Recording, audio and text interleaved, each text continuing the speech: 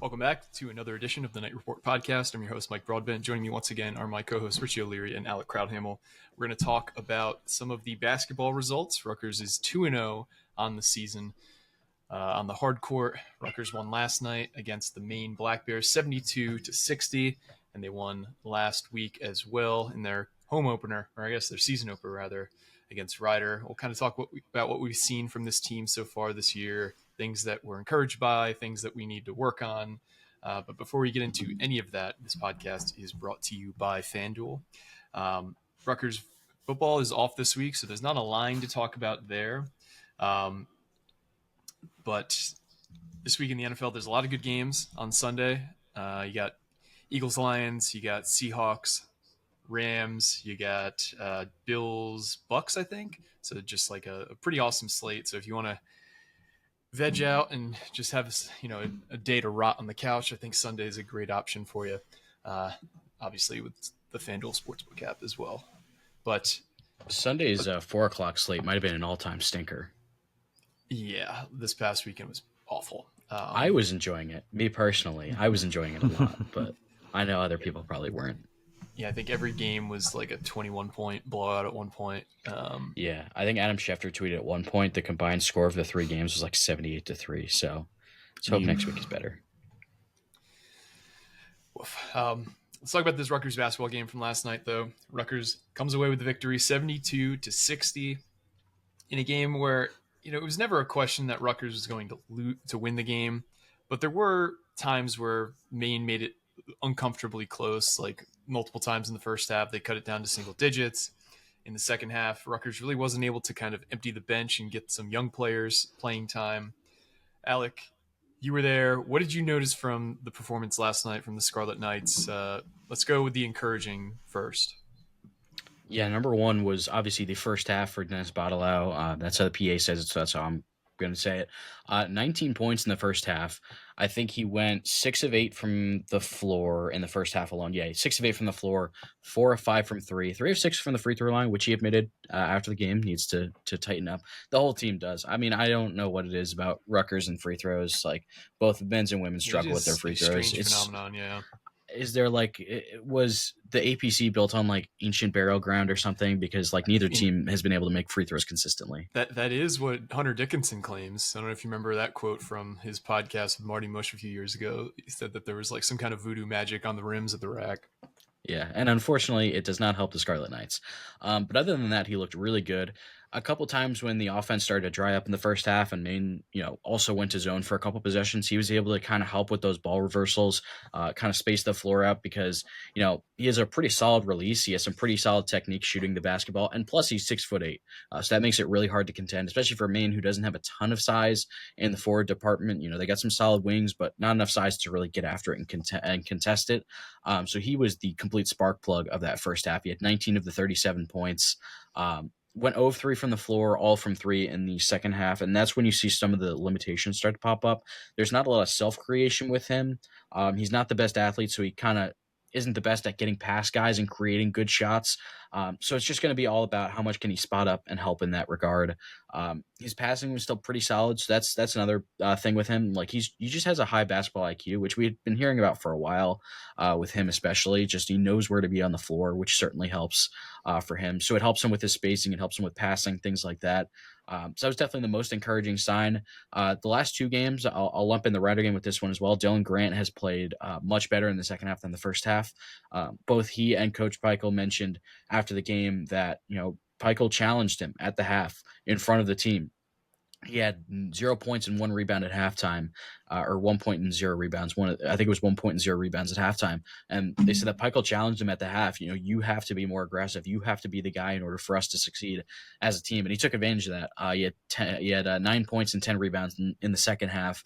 Looked much more aggressive. That's twice now in the start of the season where once that second half comes around, he's much more aggressive. And we'll see. Can he channel some of that in the first half? We'll have to wait and see. On the defensive side, Maine committed 18 turnovers. Rutgers scored 25 points off those turnovers. So the defenses look pretty solid 2 games in a row. Granted, they haven't played some great offense. Rider and Maine both haven't looked great offensively, but Rutgers played some pretty solid defense. They took advantage of their opportunities. For in the steals department, Tariq Francis and JaMychal Davis each had 2. They looked pretty solid defensively. And then Harun Zerno had 2 steals as well in only 11 minutes. So pretty solid for him.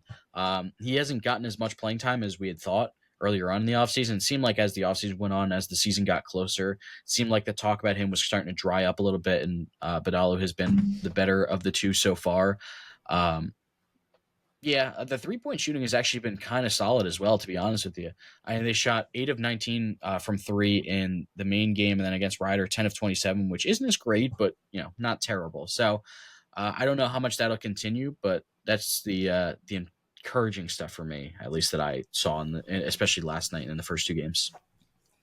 And these results certainly have to be taken with a pretty massive grain of salt because they're both quad 4 teams. I think I'm looking at Bart Torvik right now. Rider, they have it 320 out of 360 some teams. They have Maine at 313. And then on KenPom, similarly ranked, you have Rider at 326 and you have Maine at 291. So, I mean, it's good to take care of the tomato cans, as some would say. Tomato cans. And the schedule isn't going to get any tougher until we get to Vegas. There's Lehigh's, this is Bart Torvik rankings, 294, Americans 287, Central Connecticut's 316. So, I mean, you want to see some bigger blowouts from these, because Rutgers covered against Rider. They didn't cover last night against Maine. And that's not everything, but you want to, these are, if you're potentially thinking I need to build a resume, you need to blow out teams like this. You can't win by 10. That's going to pretty negatively affect you. In terms of some concerning things that we've seen through not just this game, but the first couple games that maybe will be something that you're not going to be able to get away with in Big Ten play, what would you guys point to? Alec, I'll let you start because you were there last night. I mean, the most glaring issue has been the play at center. Emmanuel Bole was better yesterday. He had 7 points and 5 rebounds at the first 4 points of the game with 2 dunks to kick things off. He seemed like he kind of found his role a little bit better offensively. Didn't have as much in the rebounding game as he did against Rider, where he had like 10 rebounds. But he also had 4 fouls. One of them was a flagrant foul on just a box out, clear out type thing. So because of that foul trouble, you would think they would go to the backup center, but the backup center was not who you would expect. Byfall only played 5 minutes the entire game, and it was in the first half. He struggled. He had 2 rebounds, took 1 shot and missed it, and he also picked up 2 fouls in those 5 minutes in the first half. He didn't see the floor the rest of the night. Bryce Dortch was the backup center for much of the second half. He played 11 minutes in the second half alone, had 8 rebounds, only 1 point, only 1 shot taken. He looked pretty solid, honestly. But again, you have to kind of think of the competition you're going up against here. I mean, he looked pretty solid for what it was against a mid-major game. And Maine really doesn't have a lot of size either. Like, they have one guy who's 6'10" in their starting lineup, and then TJ Beal, who's probably their best player, 6'9". So, there's not a ton, and he had 10 points, 3 rebounds in 32 minutes. So they have to figure this out, the center play, because you're not going to be able to go up against Big Ten teams. Heck, you're not even going to be able to go into Vegas with this center rotation playing the way it is. You're going to get torched inside. You're not going to be able to create anything inside either. I mean, just thinking about, the Big Ten schedule ahead, Michigan, you got Yaxel Lendeborg, you got Adai Mara, and then you got Moriz Johnson Jr. All 3 of those guys you're going to have to deal with around the Big Ten. There's great center play. Nate Biddle's still at Oregon, even though he's like balding, and even though he's my age. I hope he's doing okay with that. What a stray. The point is, they have to figure out the center rotation because it has not been good so far. And I don't think you can go into Big Ten play with Bryce Dortch as your number 2 center, at least justifiably. I mean, we saw how it went last year. He got better as the season went on, but he also picked up a ton of fouls in limited minutes. So I don't think you can justifiably go back to that. Byfall's got to be able to figure it out at some point because he's played a combined 7 minutes in 2 games, and he hasn't looked very good in any of those minutes either. So they got to figure this out. The other thing that was a little bit worrying from last night, at least, they just weren't able to put away Maine. So they weren't able to get some of those, deeper bench guys any extended run. Lino Mark only played 2 minutes. Chris Newell played 3. Harun Zerno played 11, which was, obviously more. But, they just weren't able to really put them away. And that's kind of the worry. Are they going to be able to put together these big runs where the defense played a fairly solid game, but is the offense going to be able to truly put teams away when they need to? Is the big time question. I thought Tariq Francis, didn't have a great shooting game. He had 12 points, 4-12 from the floor, 2 of 7 from 3. I felt like he was trying to get a lot of shots up, which, when you're winning a game and trying to put away an opponent, like, you're gonna want to take some potential, like, killer threes. But they weren't really falling. He did have 4 assists though, which was nice. The other big thing, like we talked about, free throws, 18 of 29 on the night. At one point they were like 8 of 16. So got to figure that out somehow. But yeah, basically the big blaring alarm bell is the way that the centers have played so far. All right, Richie, how about you? What has been something that's been encouraging to you so far this season? And I mean, it doesn't have to be one thing. What's been encouraging so far this season, and what's been discouraging? I'll let you start with the encouraging aspect. Well, thank God, because Alec took every single discouraging one, basically. I feel like I haven't said anything. It's been 11 minutes, and I didn't say like a single word, basically. This is wild. But yeah, no, encouraging. Sorry. I'd say no, you're fine. The backcourt play has been very encouraging so far. Between the combination of Jermichael Davis and Tariq Francis, I wasn't a big fan of it when Steve first put it out there as the lineup. Because I was questioning how much Tariq Francis was going to be able to do offensively. And I'm still kind of questioning what he'll be able to do in Big Ten play. But for early on, they've been pretty solid. Michael Davis has been a really good player. I know the numbers weren't great yesterday, but they were decent. Like Alex said, they took a couple threes, then a couple shots that they probably shouldn't have. Dennis Badalu, I mean, I don't think anyone saw this coming. We thought it was a joke when we heard about it, like 2 weeks before the season. They're like, yeah, Badalu's like our best shooter. And I was like, yeah, but Pikel says this every year. Ralph G was my best offensive rebounder, barely plays.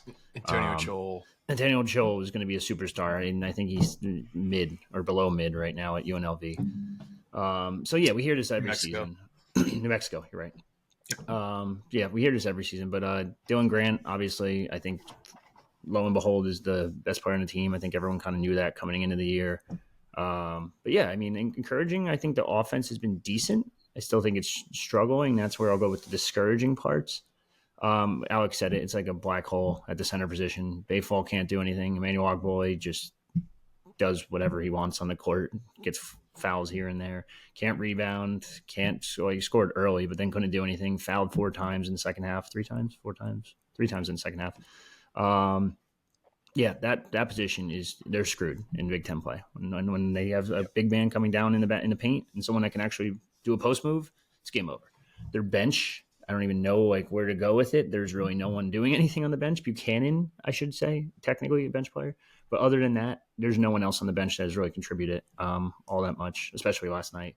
And then layups, like 7 of 22 in game 1, 8 of 16 in game 2. How the hell are they going 50% on layups? Like, I feel like we said this last year too. It's the same thing with the offensive struggles. But year over year, it's like we can't hit buckets around the rim reliably. We can't shoot free throws reliably.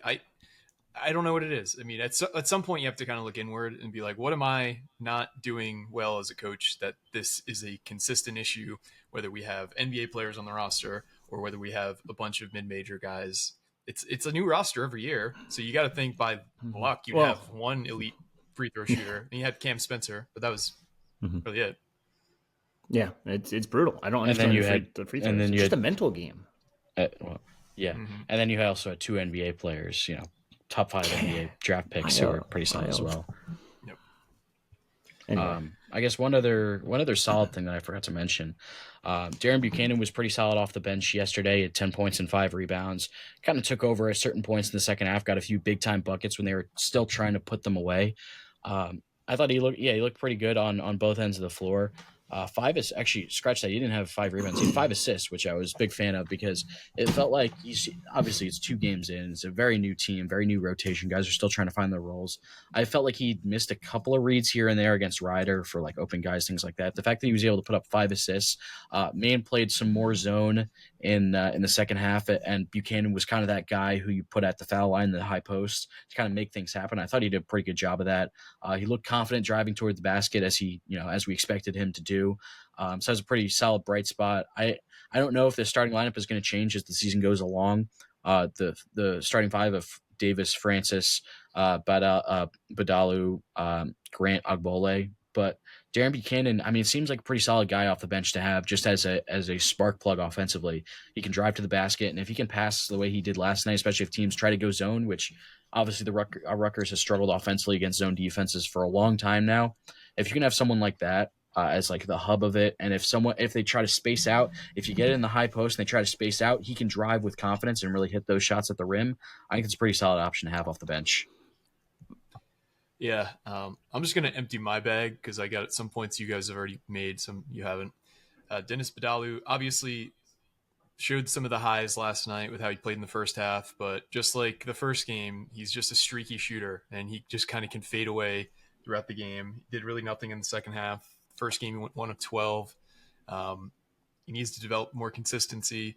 Dylan Grant, I feel like he's really worked this offseason at his finishing around the rim, because how many times does he like have to like, contort himself midair as a guy who's like 6'9" to adjust and is able to still make those kind of layups. And obviously it's weak opposition, but showing that ability early on is something he didn't have in his game last year.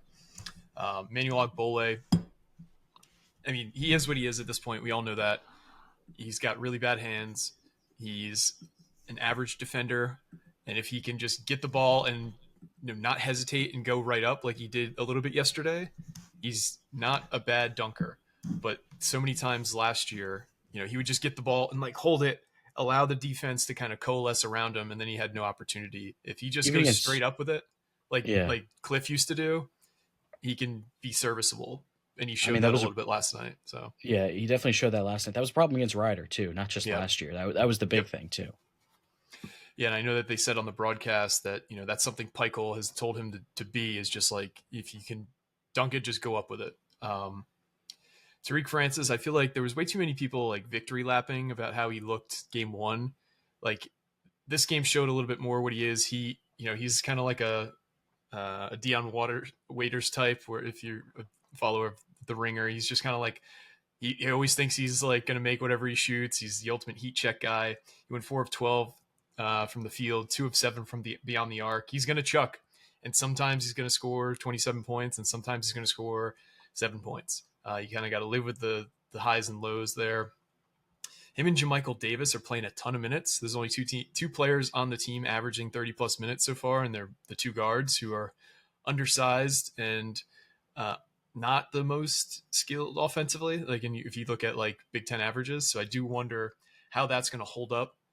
When they are facing guards who are 6'4", 6'5", and can shoot, can dribble, can play defense. I think that's going to be an interesting test in the Big Ten with guards that small and relying on them that much. Like you guys have mentioned, Bryce Dortch, he can hold his own a bit at center, but when you have a guy who's 6'9", and he's listed at 6'9", 210, which probably means he's more like 6'7", 200, that's just not going to work in the Big Ten, like you've already mentioned.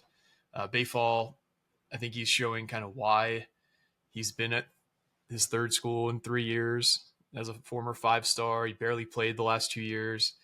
He just doesn't. He has like, you can see like if you watch him in warmups, just like the length of him, the size of him, how like quick he's able to kind of dunk the ball when you've got nobody on him. But then he just kind of falls apart. He fouls way too much. Chris Nuoli, I want to see more of him playing, because from everything we've heard, he's like the highest upside of the freshmen. And you just kind of got to throw him into the fire in these games. Let him play some minutes, because I think he could potentially supplant Dortch in terms of that backup center role. Like, he doesn't have the size for it, but he's a pretty elite defender. So I'd rather have a guy like him who's got some more mass to him, rounding into form as a backup center, than a guy like Bryce Dortch, who's fits way more of like a wing archetype. Aaron Zerno, I want to see more playing time from too, because he shined pretty brightly in moments, but they're not playing him a whole lot, which I'm sure they have their reasons. But I think he's one of those like higher upside offensive guys we have on the team that we need to kind of implement more into this offense moving forward. And then Darren Buchanan has kind of been what we expected from him, where he's got a lot of size. He's, he is built more like a football player than a basketball player, which is kind of encouraging because you need guys who can kind of play like that in the Big Ten. So overall, where would you grade at the start for the Scarlet Knights hoops team, just based on the 2 results so far this season? Rich, I'll let you start with this one. I think you're muted. Okay, never mind. I was trying to unmute myself and it wasn't working. Say the question again. Grade the results. Yeah, where of the first 2 games. Yeah, just grade the team's performance so far this season. Probably say so far this season, probably B plus. I think there's still a lot of gaps that have to be filled, specifically the center spot, the backups. There's really no bench. I like I said, Tariq Francis and Dennis Badalu have been solid early on. Can they keep it up? Big question mark. Someone else needs to step up, though. This bench is not going to get you through Big Ten play. The center position is not going to get you through Big Ten play. Hell, the backcourt might not even get you through Big Ten play. It has potential to go off the rails very quickly once out of conference play is over. And again, you said it before, take it with a grain of salt right now, because this is one of the worst non-conference schedules in the country. It's ranked 300 and something per Ken Palm. So they're not really good teams at all. They're not going to get challenged until Vegas. And then you'll kind of see what the team really is or isn't by that point. How about you, Alec? Yeah. Grade this team. For grade, I'll give around a B minus because both games they've won pretty much wire to wire. So obviously you get a passing grade for that regard, but there have been some certain things that are worrying about how they're going to play out once the season kind of goes along. Both games they got out to pretty strong starts, and then at the end of the first half there was kind of like a lull in the offense, and teams were able to claw back into it. Like Maine got within 4 points at one point; they got down 34-30. But I guess the encouraging thing is they've started halves very strong, first half, second half. They've started both of those pretty strong so far this season, so that's pretty encouraging. But there are some things that raise eyebrows for how is this going to translate when they play tougher teams. So, yeah, I mean, I can't be too hard on them because obviously they've won both games wire to wire by double digits, but there are some concerns. Another thing that actually I forgot to mention, rebounding. Pikel was very critical of the rebounding effort after the Rider game, and this time they were plus 14 on the glass, which is good. Still getting up a few too many offensive rebounds, though. Pikel mentioned that last night, too. Still getting up a few too many offensive rebounds for his liking. In terms of offensive rebound percentage for the opposition, they're actually 250th nationally. Now, a lot of that was because Rider rebounded how many? Let's see. They had 21 offensive rebounds on 47 misses. So that's like 40%. Offensive rebounds. So, yeah, it's hasn't been bad by any stretch, but there are some things that I think are a little bit worrying and need to see improvement.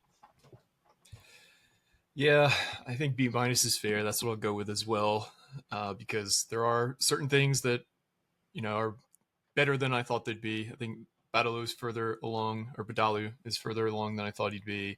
Grant has shown improvement. Tariq Francis has been a little bit better than expected, but we need to see more from the bench. Like, we're not going to be able to run like a 6 to 7 man rotation come Big Ten play. Especially with the small guards we got, we need to see at least one other of the young guards kind of step up and show that they can be a guy that they can rely on in a pinch, because we've seen it year after year too with guys rolling their ankles, missing 2 to 3 games, and we need to have adequate replacements behind him. So I want to see in the next 3 games a deeper rotation. I want to see more of the young guys get their feet wet, because last year we had this same thing happen where we didn't really play a whole lot of the deeper bench guys early on in the season. By the time we needed them in Big Ten play, they were getting kind of their feet wet against some really tough competition. You ideally don't want that kind of to happen again this year. So overall, has any of your outlooks changed this year? I know we gave our predictions preseason, but basically, we expected both these wins. Like, I haven't really changed my outlook on this team. I need to see everything's gonna, coalesce for Vegas. Like, I don't think outlooks really can change until Vegas happens. Outside of like, if we win the next 3 games by 35, maybe that does. But is that kind of, are you on the same page there, Alec? Yeah, pretty much. Like you mentioned at the start, you can only take so much from these games against, the mid to low majors that, did not look particularly good in this game. But yeah, like you mentioned, if there's like, even not even like if they win all 3 games by, oh, we lost Richie. Even if they win all 3 games by like, 30 points, even if that doesn't happen because that's not all realistic. Like if you see someone like a Lino Mark or Harun Zerno, if you see like a breakout performance that you think is sustainable, that might change things towards positive, or if you see certain things that are not so good, that could change things towards the negative. But yeah, things have gone pretty much about to expectations so far, I'd say. At least for me, my outlook hasn't really changed a whole lot. How about you, Rich? Has your outlook changed at all for this team after 2 games?